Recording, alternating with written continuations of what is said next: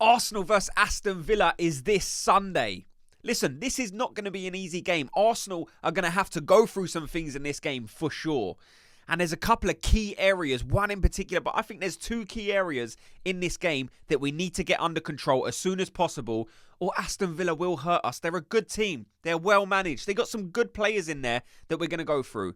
But first of all, let's break down how the first encounter went between Arsenal and Aston Villa. Some of you are not going to want to be reminded of it because it was such a frustrating game for Arsenal. Do you remember? We was away at Villa Park.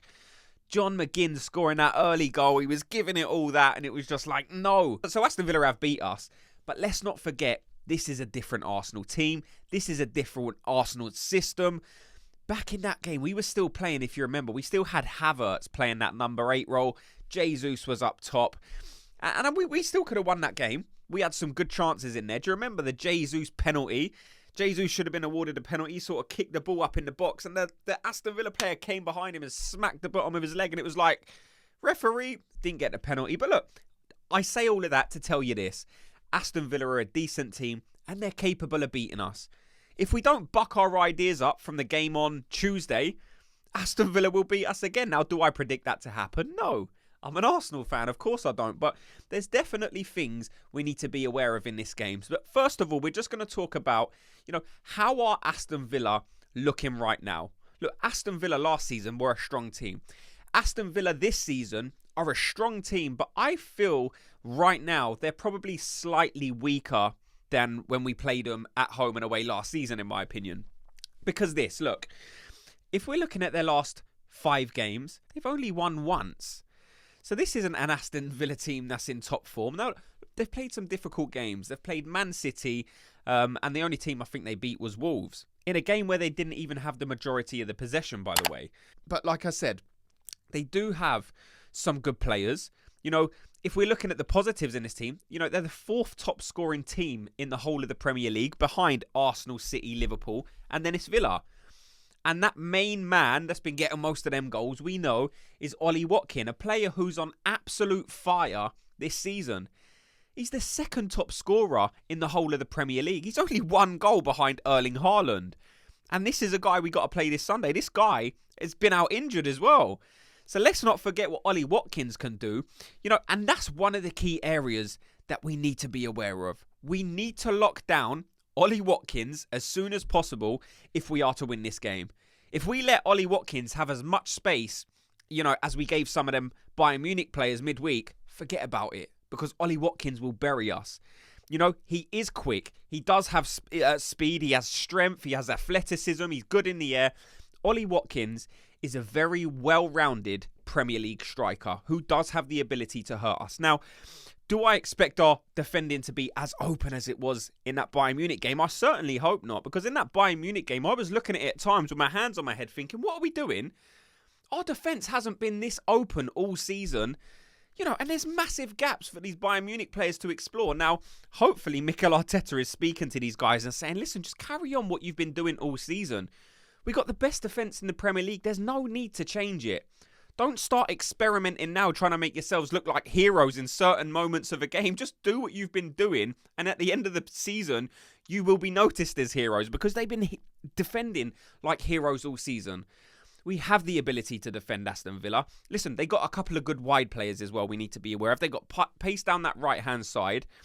And for that reason, you need to probably factor that into your starting lineup selection. And this is where I'm so intrigued to see what Mikel Arteta does. Will he rotate? He's probably going to have to. You can't play your best team against Bayern Munich in the Champions League. 3 or 4 days later, play your best team against Aston Villa. And then 3 or 4 days later, play your best team again against Bayern Munich. It just don't work that way. Players will pick up injuries. But not just that. The players are going to be so close to that red line that they're not going to be able to perform at their best. Some players are going to be able to get away with it. Some players just have the ability to grind out a certain amount of games and their performances just don't seem to drop. But there will be rotation in this squad. I don't think it's going to be as dramatic as we saw, in the Luton game a few weeks ago where we changed 5 or 6 players. I don't think we can change that many without upsetting the balance of the squad. And against a team like Villa, you just can't afford to do that. They are too good. They're too well coached and they have too many good players in that team. Now, a bonus is they're missing their best midfielder. Douglas Luiz is apparently going to be missing this game, so if that happens, then good. But that still leaves us with a question of who do we put in central midfield? Do we go with Partey? I guess you kind of have to look forward to that Bayern Munich game. What are your intentions in that Bayern Munich game? Are you looking to play Thomas Partey in that game from the start? Or are you looking to play Jorginho? And this is where now I feel comfortable as an Arsenal fan, because we do have some good central midfield options. In the long term, I still think we need to inevitably bring a new guy in to try and freshen up that midfield and just offer more backup in positions. But in this game, you either have to play one or the other. And then in the game against Bayern Munich, in my opinion, you have to play one or the other. In my opinion, Declan Rice looked tired in the last game, but I don't think it was just Declan Rice being tired as to why he had a quiet game. I think the system that we was playing, you know, the left-hand side early on was isolated. When Kiwior was playing, and I'm not blaming Kiwior, by the way, it was just the way we set up defensively. Declan Rice was isolated and Martinelli was isolated.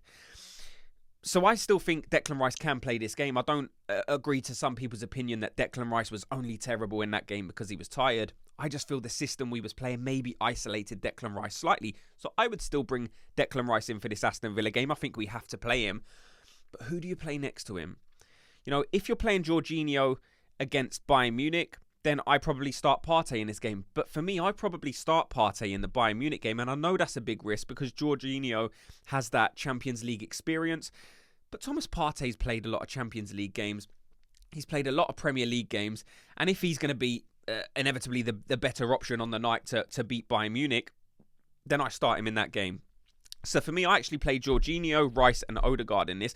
I'll tell you, let's go through the whole team. So in goal, it's going to be David Raya. Right back will be Ben White, Gabriel and Saliba. Left back, tomiyasu for me. I think you have to start giving him some minutes. You know, if you are going to play him in that Bayern Munich game, he hasn't played in so long. You can't just throw him in against Bayern Munich because he will be fresh, because he's got no football in his legs at all. He's played basically no minutes recently. And if you do play tomiyasu and he looks suspect, I would rather have him be suspect in a game against Villa. I don't think he will, by the way. Tomiyasu is so good. You know, his level of performance is always at a certain level that I feel comfortable in playing Tomiyasu. But for this game, I do play Tomiyasu to see how he gets on. If he looks good at 60 minutes, then maybe I switch him out. Maybe I bring Zinchenko or Kiwior on, depending if we're leading or if we're still chasing a goal. I start Tomiyasu left back.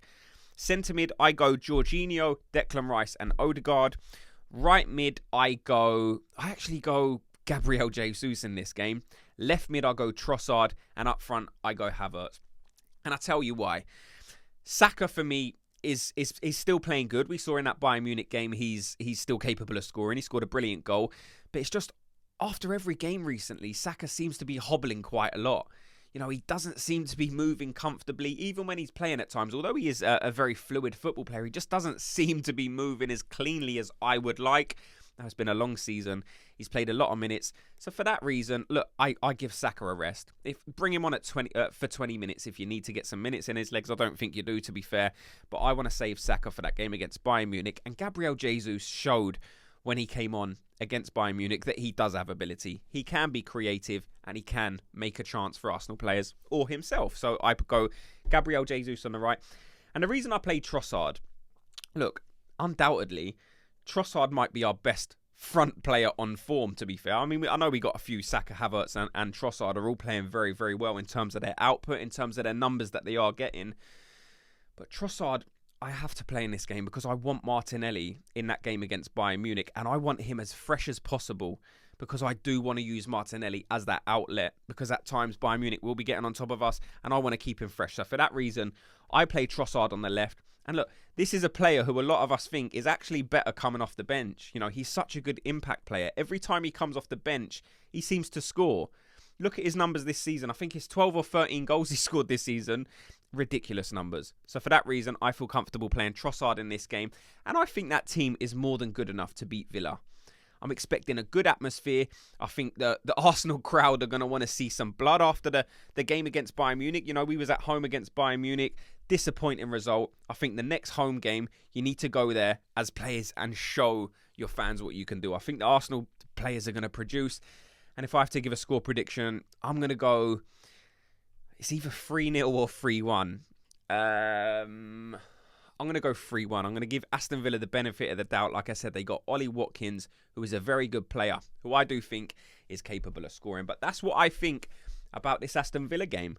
I would love to know your thoughts and suggestions on not only everything you've heard in this video, but your thoughts on the game as well. Also, let me know your starting lineup. Who do you go for? Thanks so much to everyone for watching and listening. And before you go, if you could just do me the favour, you're giving me a thumbs up on this video. Just like it. And subscribe. And I'll speak to you all in tomorrow's video. Gooners, have a good day.